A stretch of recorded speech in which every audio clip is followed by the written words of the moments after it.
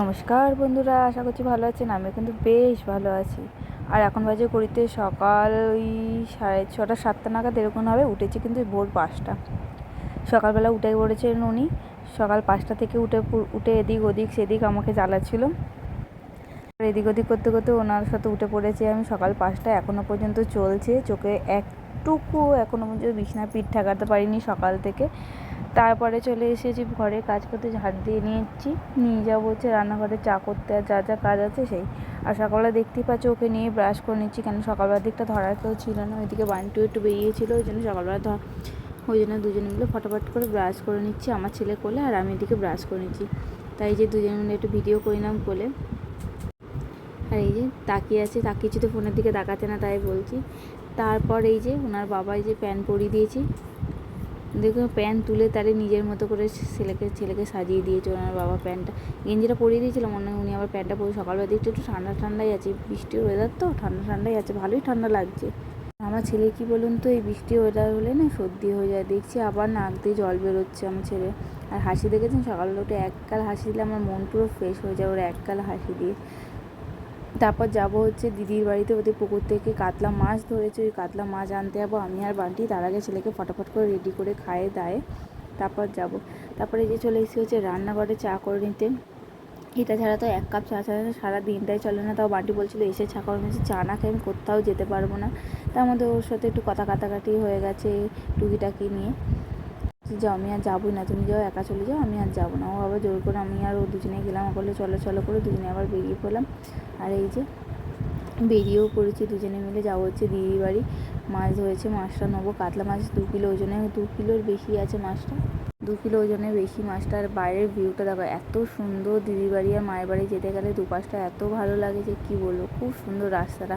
আর এই বৃষ্টি হলে তো বেশি সুন্দর লাগে, চারিদিকে সবুজ আর সবুজ, বেশ ভালো লাগে যেতে, জানো তো। আর এই দেখো এখানে তারপর চলে এসেছি যেহেতু দোকানে। এই যে মাছ দেখেছো 2 কিলো ওজনে, আমাদেরটা একটু বেশি ছিল, এই যে আমাদেরটা তুলে রেখেছিলো। আর এই যে এই মাছটা, এই যে আমাদের মাছটা দেখো। আর এই প্রথমবার 2 কিলো সাইজে আমি মাছ কাটলাম, এর আগে আমি কোনোদিন কাটিনি। আমাকে মান্টি বলছে তুমি পারবে তো, আমি বলছি হ্যাঁ পারো। আর মাছ কাটতে না বেশ ভালোবাসি, মাছ মাংসগুলো ধুতে বলো কাটতে বলো বেশ ভালোবাসি। আর মাছগুলো পিসগুলো এত সুন্দর করেছি যে কী বলো।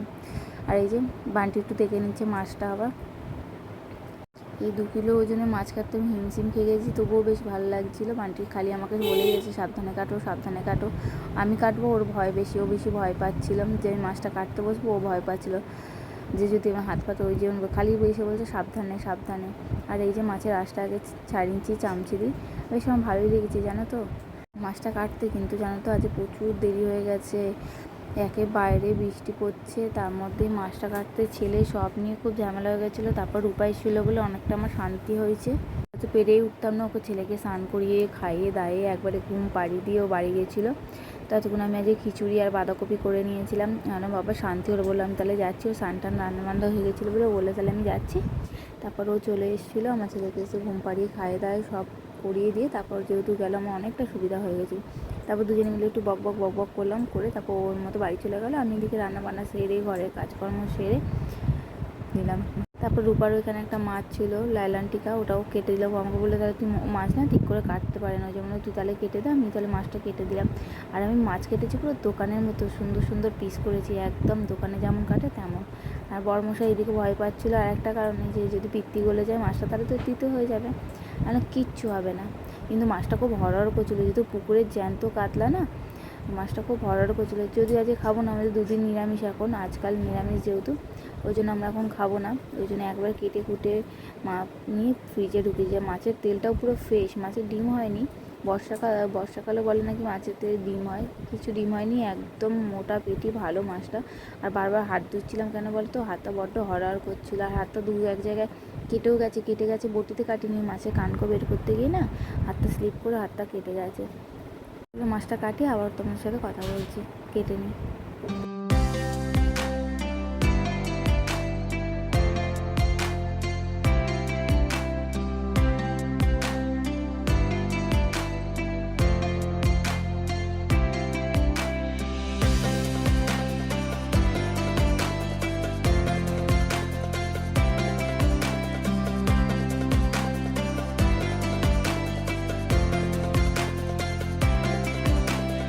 তারপরে মাছ টাছ কেটে চলে এসেছে রান্নাঘরে। এত গায়ে মাছের গন্ধ ছাড়ছিল যে কী হলো, সারা গাতে আষ্টানি গন্ধ ছাড়ছিল, সাবান মাখলাম তাও যায়নি। আর এই যে রান্না করে নিয়েছি খিচুড়ি আর বাঁধাকপি, জানি না কেমন খেতে হবে, খেয়ে তোমাদেরকে জানাবো। আর এই বাঁধাকপিটা আমার বরের খুব পছন্দ। চলো ভিডিওটা যেখানে শেষ করলাম, সবাই ভালো থাকবে, সুস্থ থাকবে, টাটা, নতুন ফিরে আসবো।